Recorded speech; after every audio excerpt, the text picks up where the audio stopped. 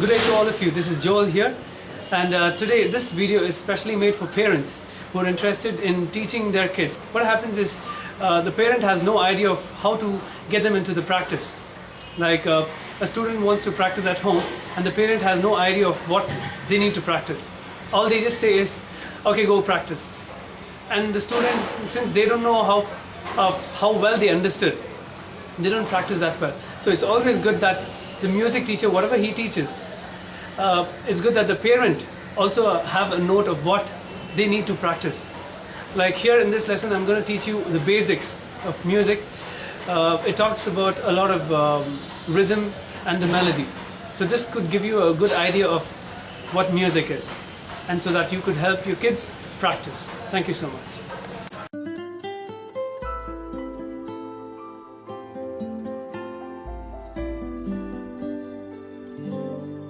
Music is written on 5 lines called staff lines, and each of the line and the spaces between has a note value to it. As you remember that I told you that music has 2 main values. One is the rhythm value, that is the beat value, or the note value, that is the melody. Every line or space on the staff line represents a white key on the keyboard. As you all remember that we are now talking about the note value of music and not the rhythm value. Rhythm value, we would be learning it at the later point of the lessons. But now we're going to talk about the note value.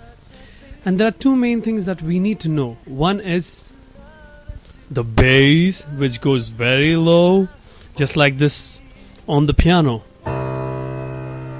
And it's very low. And the next thing, high, which sounds like that's very high on the piano, and it sounds like this. And so, to distinguish between the lowness and the highness of music, we have some signs called as the clef signs. Yes, the clef signs. And there are 2 types of clefs. One is a treble clef. In other words, it's also called as G clef. And the other one is called as the bass clef. And in other words, it's F clef. And normally on the piano we see that the treble clef is played with the right hand, and the bass clef, that is the F clef, is played by the left hand. And now we're going to specifically talk about the treble clef, that is the G clef. And some of you might have this question in your mind, that why is it called a G clef? Yes, for that we need to know a little bit about the musical alphabets. Yes, just like in English, we spell the words like cat, we say it C-A-T. And how do we know it's a cat? And some of you might say, oh, it's simple. It's because it's C-A-T. Yeah, true. The same way, musical alphabets combine together to form phrases. And these phrases are called as the melody.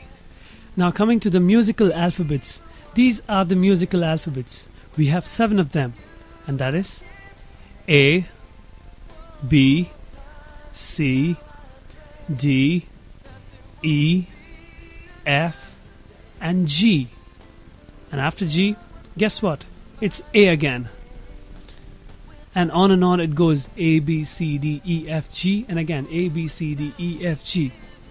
And now coming back to the question of why is this clef called as the G clef? It's because the staff line which the clef wraps around is G. Look at the picture to find where G is. And the note which would be above G would be obviously A, looking at the musical alphabets.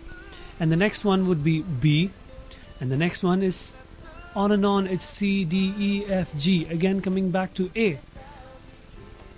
This process continues. But though it continues, we see that it stops at a point where the 5 lines stop. Now, what to do next? To solve this problem, we have something called as ledger lines. Yes, this is how it looks. Now, to define the ledger line is a small line that extends the staff when we run out of place. Yes, when we run out of room, we extend a small line that is called ledger line. And in other words, it's also an imaginary line. Now the next agenda for us is knowing the bass clef, that is the F clef. Now coming to the name of F, I'm sure you now understand that the two dots that you see are actually covering a line. Yes, in other words, it's a line which is between the two dots, and that line is a F, and that's why we call it as an F clef or the bass clef. Now you need to know the most important part of how the notes are identified as low notes or high notes. Yes, the lowness of the notes show you of the placement of the notes. That is, the notes, if they are very low, they are placed down, and the notes which are higher always placed up. Now coming to a little history of music, we see theoretically the staff lines consist of 11 lines. Yes, it's 11 lines. Imagine you looking at and playing at 11 lines. And since this 11 lines could make a lot of problem reading the notes, we came down up to removing a line in between. And then when we remove the line, it looks like this. And now we are able to make it into treble clef and the bass clef. That is the right hand and the left hand. And the middle line which we removed is now the C, that is the middle C.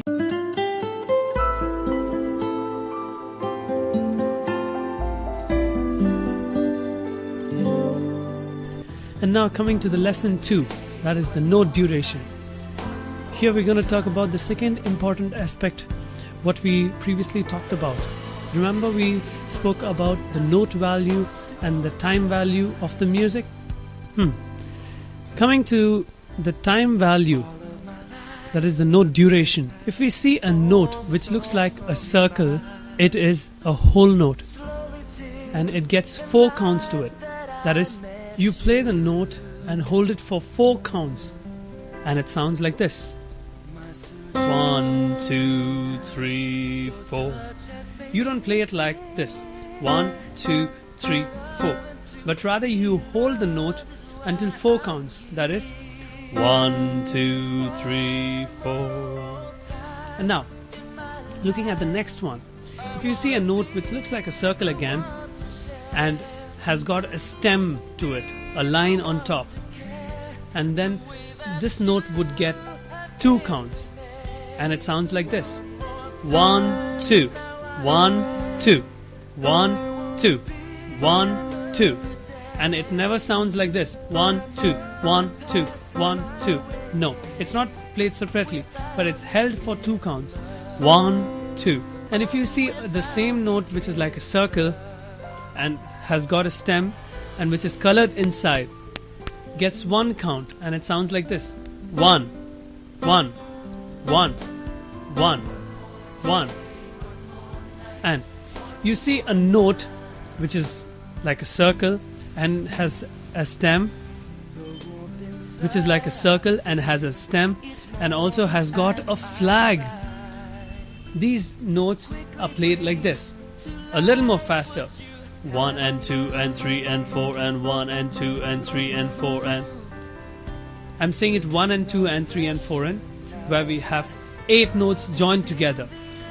Since we cannot say it like 1, 1, 1, 1, 1, 1, 1, I say it like 1 and 2 and 3 and 4 and. So 8 notes joined together. Now, coming to naming the notes, a note which looks like a circle is called a whole note. A note which looks like a circle and has a stem, a half note. A note which looks like a circle, has a stem and is colored inside, we call it as a quarter note. And a note which looks like a circle, has a stem, colored inside, has a flag, is called as an eighth note. And a note which looks like a circle and which is colored inside, has a stem and has 2 flags, these are called the 16th notes, and which sounds more faster, and it's counted like this: 1 eana, 2 eana, 3 eana, 4 eana, 1 eana, 2 eana, 3 eana, 4 eana. Now to show you all of it, I'm gonna play it the whole note: 1, 2, 3, 4, half note: 1, 2, 3, 4, Now the quarter note. 1, 2, 3, 4. Now the eighth note. 1 and 2 and 3 and 4 and. Now the 16th note. 1 E and a, 2 E and a, 3 E and a, 4 E and a.